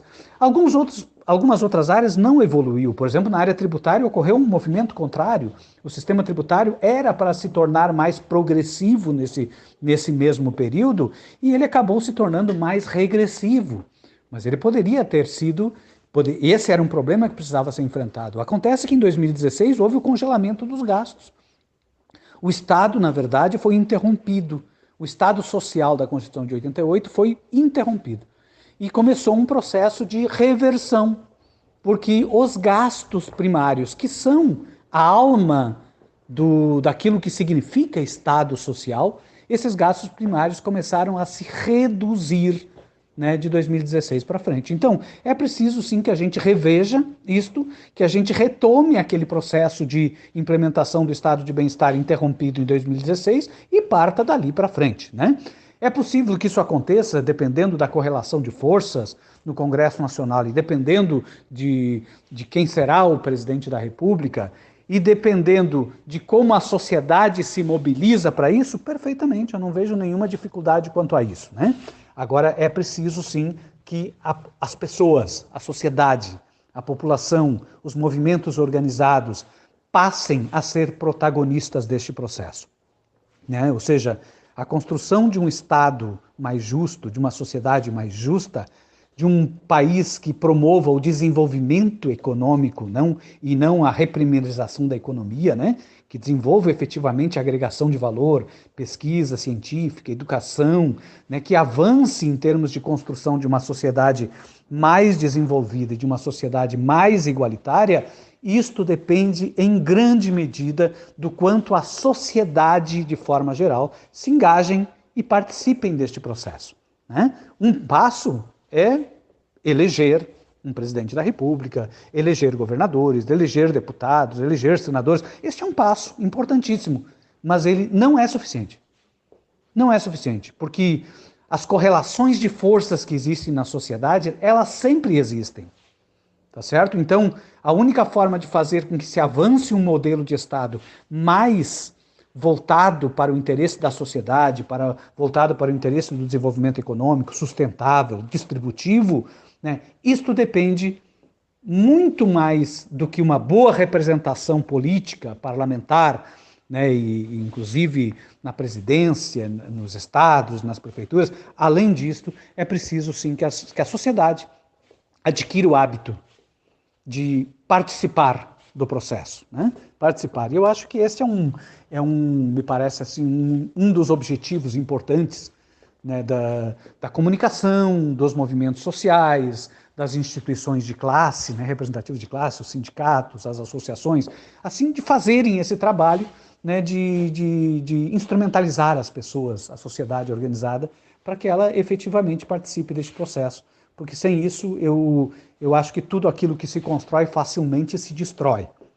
Claro que tudo que se destrói também facilmente se constrói, mas a sustentabilidade no tempo depende em grande medida da participação das pessoas, defender aquilo que se conquista permanentemente. Isso é muito importante. E eu acho que é isso que é talvez seja o grande diferencial que pode ser construído a partir desta superação deste momento de extrema polarização que vivemos hoje no país. E é um fenômeno que acontece historicamente em alguns países, já aconteceu em outros, né? Mas que a partir disto, a partir desta situação, pode surgir um novo, né? Uma outra realidade, onde as pessoas efetivamente sejam protagonistas do futuro, né? Construção de um futuro melhor para todo mundo, para os nossos filhos, enfim. Eu acho que este é um processo. Este é um processo possível, é um processo desejável, mas é um processo trabalhoso e que precisa de que todas as pessoas efetivamente participem dele. Dão Real, mais uma vez, muito obrigado por você conversar aqui conosco no Faixa Livre. Eu quero te desejar um ótimo dia de trabalho e também deixar aqui meu forte abraço. Muito obrigado, Anderson. É sempre um prazer poder conversar com vocês, conversar com os ouvintes do Faixa Livre, e o Instituto Justiça Fiscal fica aqui sempre à disposição quando quiserem, né, discutir esses temas, esses assuntos tão importantes para a sociedade. Obrigado.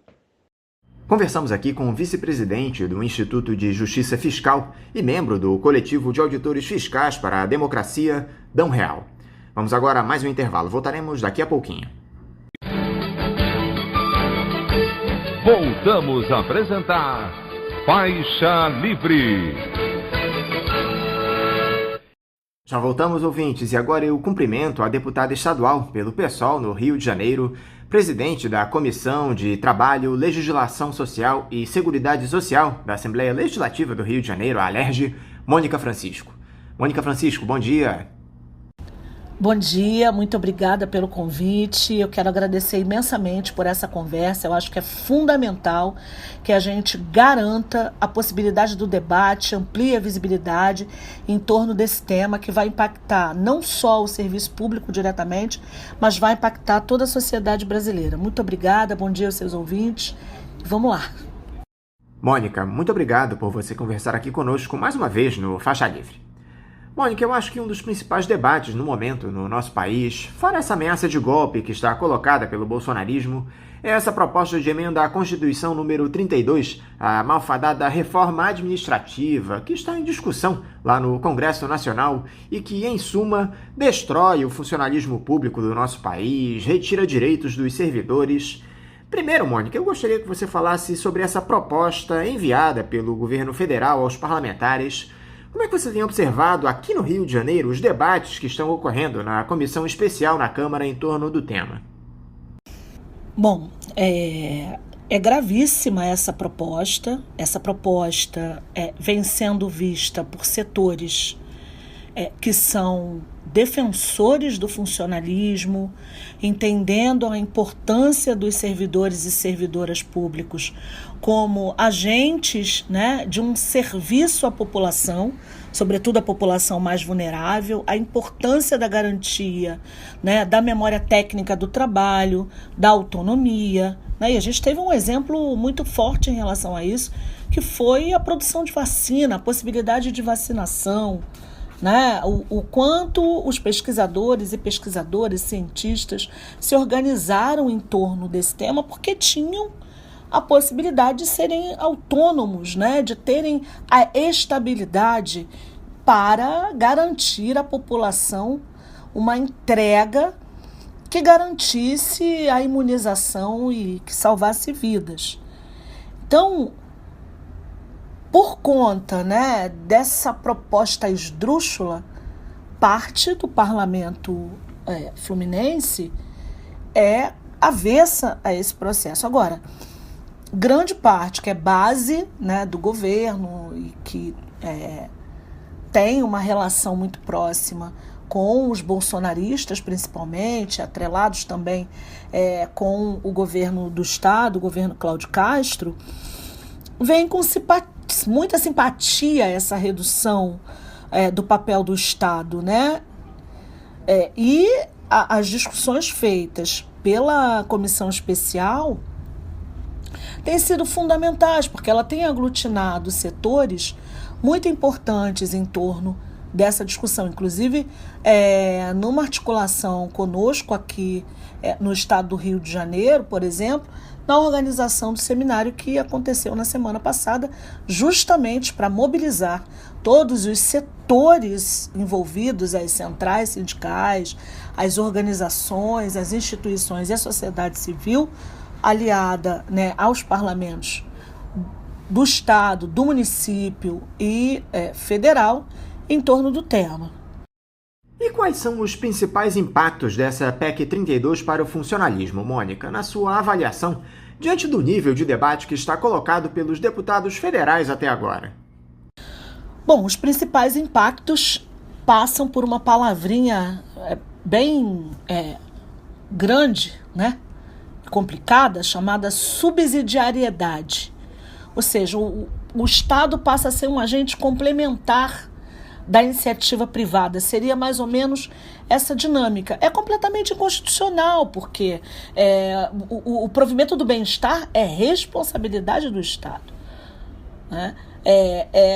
De antemão já é inconstitucional, porque essa reforma considera que o Estado ele deve ter um papel quase que nulo na relação com a população e seus trabalhadores. Então, essa é uma das grandes questões da proposta, do projeto, né? O impacto na desestabilidade, né?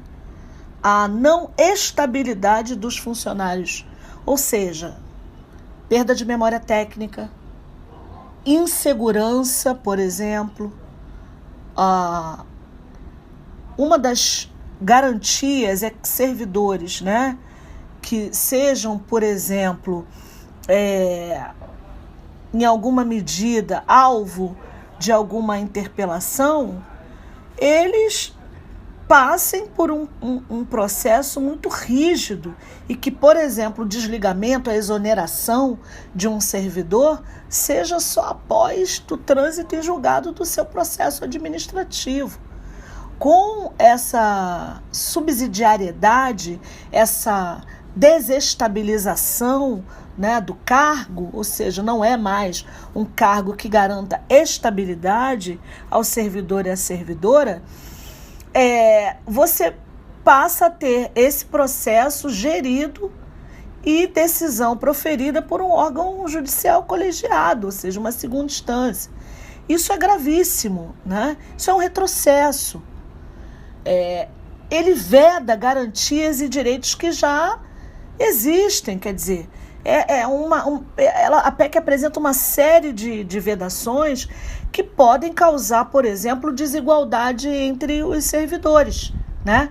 Vai acabar com o que a gente chama de isonomia. Quer dizer, servidores que, por exemplo, estejam investidos em cargos efetivos até a entrada em vigor, né, do novo, entre aspas, regime jurídico, né, e os empregados públicos que foram contratados antes, né, da entrada em vigor dessa emenda, são, por exemplo, alvos desse processo, né? Perda de licença-prêmio, perda de aumentos retroativos, perda de adicionais por tempo de serviço, né?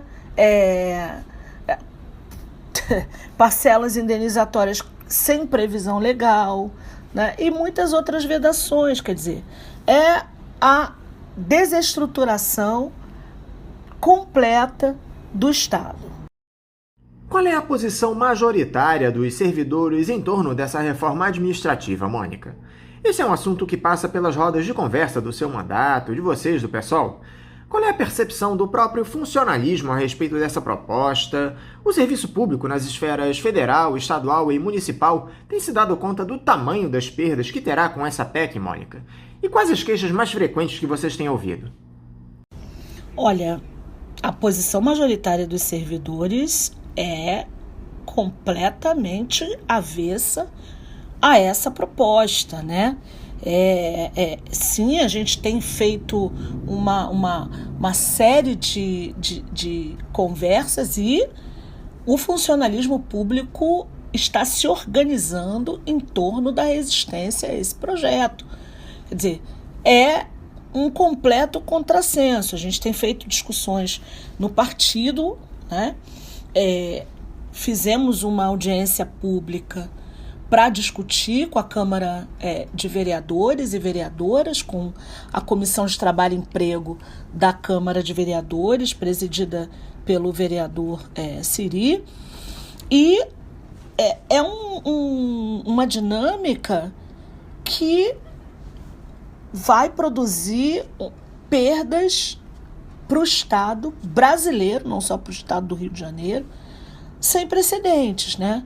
E, óbvio, você tem uma série de queixas do funcionalismo, né? Você tem um funcionalismo que há 6 anos não tem reajuste, você não tem, por exemplo, os planos de cargo, carreira e salários, né, estabelecidos aqui no Estado, né? Você tem uma série de perdas ao longo desses anos, o impacto, por exemplo, né, dos servidores e servidoras que já estão inativos, uma precarização, né, completa, e isso é um efeito em cadeia, porque são os servidores públicos, por exemplo, que, né, têm uma possibilidade de movimentação de capital, né, em diversos outros setores, né, secundários e terciários, né, que é, por exemplo, a cabeleireira do bairro, é a diarista, né, é a creche, por exemplo, inclusive a creche privada.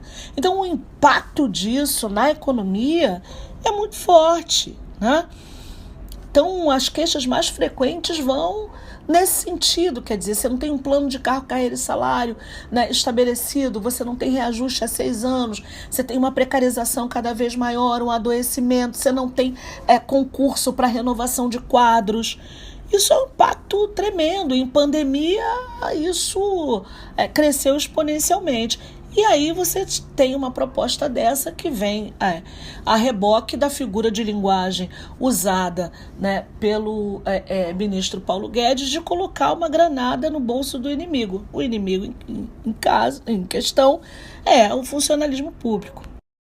Por falar em debate, Mônica, a Comissão de Trabalho, Legislação Social e Seguridade Social da Alerj, a qual você preside, tem realizado audiências públicas sobre essa PEC 32, inclusive na última quinta-feira, em parceria com a Comissão de Trabalho e Emprego da Câmara Municipal, presidida pelo vereador William Siri, também do PSOL, com as discussões sendo transmitidas através da plataforma virtual.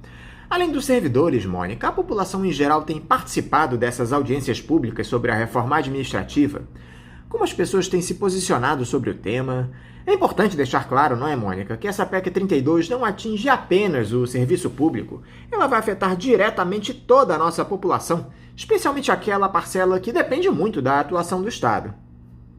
Olha, o que a gente mais tem feito é tentar, através das redes, das audiências públicas, mobilizar a sociedade civil, porque o impacto disso, né, eu falei um pouco já, é um impacto que vai atingir toda a sociedade, porque você gera, inclusive, um impacto emocional, né? Porque o servidor, a servidora, ela pode ser assediado, constrangido, né? A gente viu na CPI da Covid, por exemplo, o que um funcionário público de carreira, técnico, conseguiu fazer no seu depoimento, né, falando sobre manipulação de dados, por exemplo, com isenção. Por quê? Porque tem estabilidade, porque tem a proteção do cargo, né?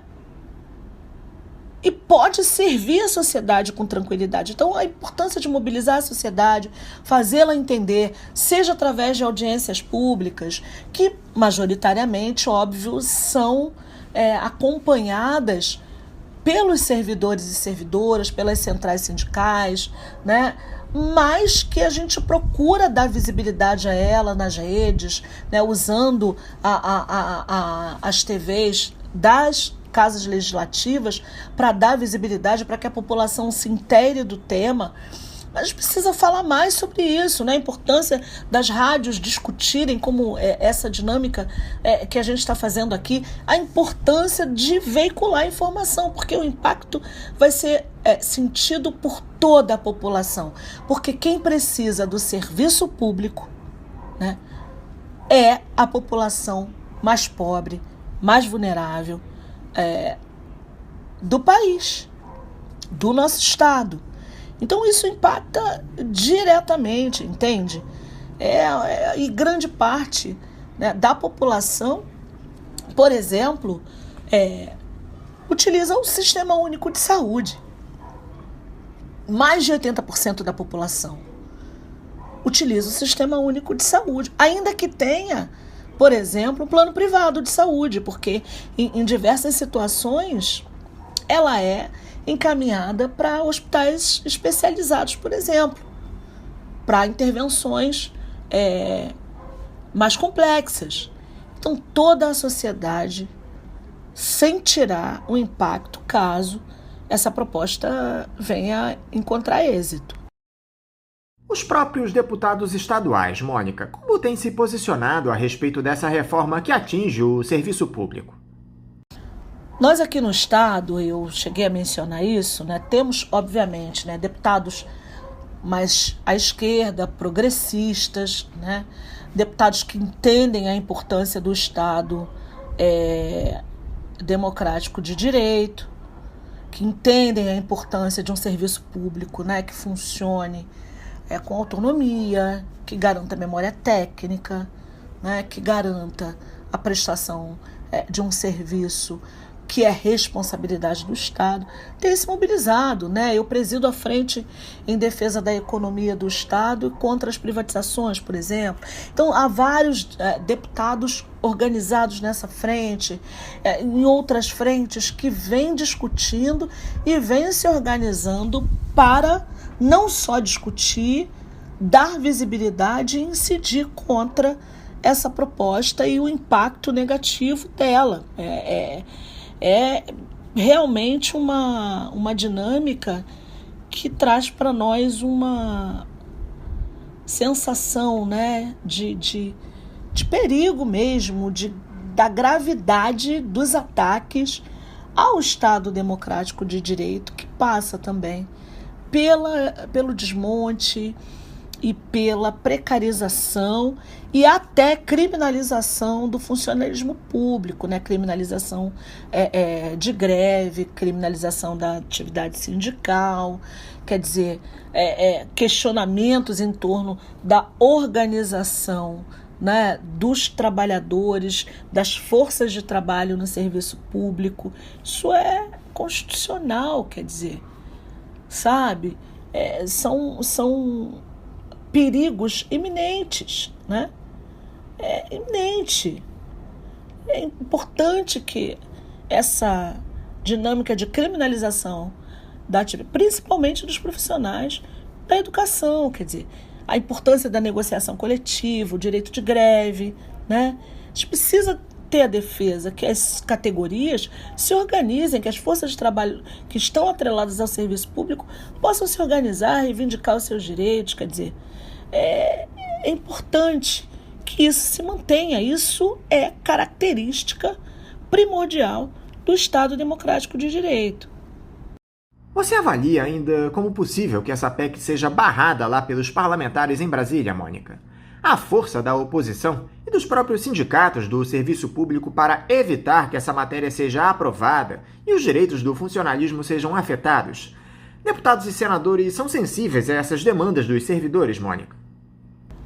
A gente espera que toda essa organização, né, em torno dos impactos negativos da PEC 32 possam mobilizar ainda mais parlamentares, para além daqueles que estão, né, organizados na comissão especial que analisa, né, a proposta de emenda complementar à Constituição, né, que a PEC 32, que ela possa alcançar mais mentes e corações. A gente tem ali o Centrão, por exemplo, que é uma incógnita, né? A gente tem uma série de desafios, né, das benesses prometidas, das trocas que o governo federal vem fazendo com esses setores, né, que são mais próximos ao bolsonarismo, né, que vem, por exemplo, o funcionalismo público de modo muito enviesado, principalmente os profissionais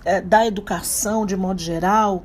Então a tentativa é muito grande, né? As forças que lutam para a defesa da manutenção do Estado democrático de direito, de um funcionalismo forte, de um estado de bem-estar que se mantenha, que se amplie, que se aprimore, né? Mas que se mantenha sob a tutela, os auspícios do Estado. É um desafio porque, né, são forças que trazem para a gente ali muita dúvida, mas há muito diálogo, há muita discussão, né? A gente torce para que nós evitemos de fato que essa matéria seja aprovada, né?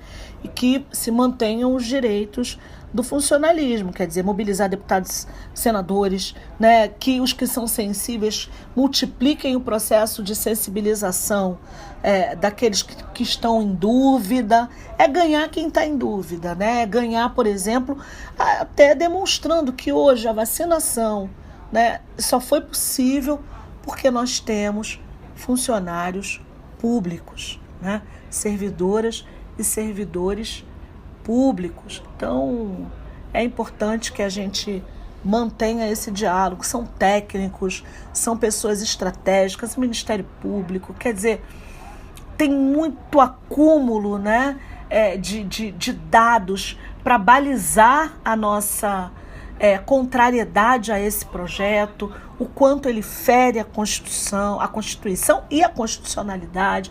Ele é completamente inconstitucional. Então tem uma força-tarefa aí, é preciso que a gente amplie mais para o todo, para o conjunto da população, para que, né, envie para o seu deputado, senador, para que mobilize, né, os seus vizinhos, enfim, que a gente faça uma grande força-tarefa para convencer quem está em dúvida que esse projeto não pode prosperar de maneira nenhuma. Mônica Francisco, mais uma vez, muitíssimo obrigado por você conversar aqui conosco no Faixa Livre. Eu quero te desejar um ótimo dia de trabalho e deixar aqui também meu forte abraço. Muito obrigada, eu quero reiterar o agradecimento por ter participado, é muito importante. Espero que a gente consiga fazer outras conversas, que a gente consiga voltar aqui, né, depois dessa PEC ter sido barrada de vez. Espero que a gente avance em defesa do nosso Estado, do nosso país, não só do funcionalismo público, mas da possibilidade da gente ter, né, uma sociedade que consiga superar esse momento tão desafiador que a gente está vivendo e que a gente possa respirar um pouco mais aliviado. Eu deixo aqui não só o nosso mandato à disposição, mas como, né, toda a nossa equipe à disposição para conversar sempre que for necessário e à disposição de toda a população carioca e fluminense. Conversamos aqui com a deputada estadual pelo PSOL do Rio de Janeiro, presidente da Comissão de Trabalho, Legislação Social e Seguridade Social da Assembleia Legislativa do Estado do Rio de Janeiro, a ALERJ, Mônica Francisco. E agora vamos encerrando a edição de hoje do Faixa Livre, convidando todos vocês para amanhã, a partir das 8 da manhã, estarem novamente aqui ligadinhos na Rádio Bandeirantes 1360 AM para mais uma edição do nosso programa. Um abraço a todos vocês e até amanhã!